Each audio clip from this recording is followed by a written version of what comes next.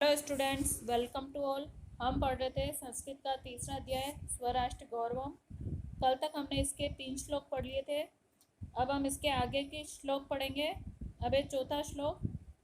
संप्राप्य भारते जन्म सत्कर्मसु परांगमुखः पीयूष कलशम हित्वा विषभाण्डमुपाश्रितः। यह श्लोक हमारी पाठ्य पुस्तक के स्वराष्ट्र गौरवम पाठ से लिया गया है।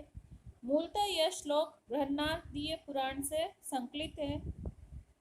इस श्लोक में कवि भारत में जन्म लेने को सौभाग्य मानता है तथा कहता है, भारते जन्म संप्राप्य, संप्राप्य यानी पाकर, भारते जन्म संप्राप्य, भारत में जन्म प्राप्त करके, अपि यो जनः, भी जो मनुष्य, सत्कर्मसु परांगमुख, सत्कर्मसु यानी अच्छे कर्मों के विषय में, परांगमुख यानी प्रतिकूल, अच्छे कर्मों से विमुख रहते हैं, पीयूषम कलशम हित्वा विषभाण्डम उपाश्रितः, वे तो मानो अमृत घट को त्याग कर विष के पान को ही स्वीकार करते हैं।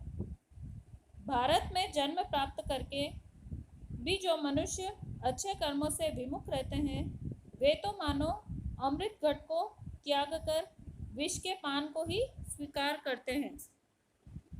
अब है 5वां श्लोक।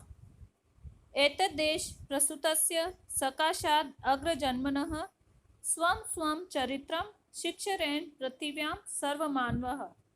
यह श्लोक भी हमारी पाठ्य पुस्तक के स्वराष्ट्र गौरवम पाठ से लिया गया है। यह श्लोक मूलतः मनुस्मृति नीति ग्रंथ से संकलित है। इस श्लोक में नीतिकार भारत की मनीषा का वर्णन करते हैं। एतद्देश प्रसूतस्य, एतद्देश यानी इस देश में, प्रसूतस्य यानी जन्मे हुए का, अग्रजन्मनः, अग्रजन्मन यानी श्रेष्ठ लोगों का या महापुरुषों का, सकाशात यानी पास से, पृथिव्यां पृथ्वी के, सर्वमानवः सभी मानव, स्वं स्वं अपने अपने, चरित्रम शिक्षेरन चरित्र की शिक्षा ग्रहण करते थे। इस देश में जन्मे हुए महापुरुषों के पास से पृथ्वी के सभी मानव अपने अपने चरित्र की शिक्षा ग्रहण करते थे। अर्थात इस देश में जन्मे विद्वान तथा श्रेष्ठ जनों के संपर्क से संसार के सभी मानव अपने गुण, व्यवहार आदि की शिक्षा प्राप्त करते थे। लोग भारतवर्ष के विद्वानों या श्रेष्ठ जनों से ही अपने गुण, व्यवहार आदि की शिक्षा ग्रहण करते थे। आगे का अध्याय कल पढ़ेंगे। Thank you.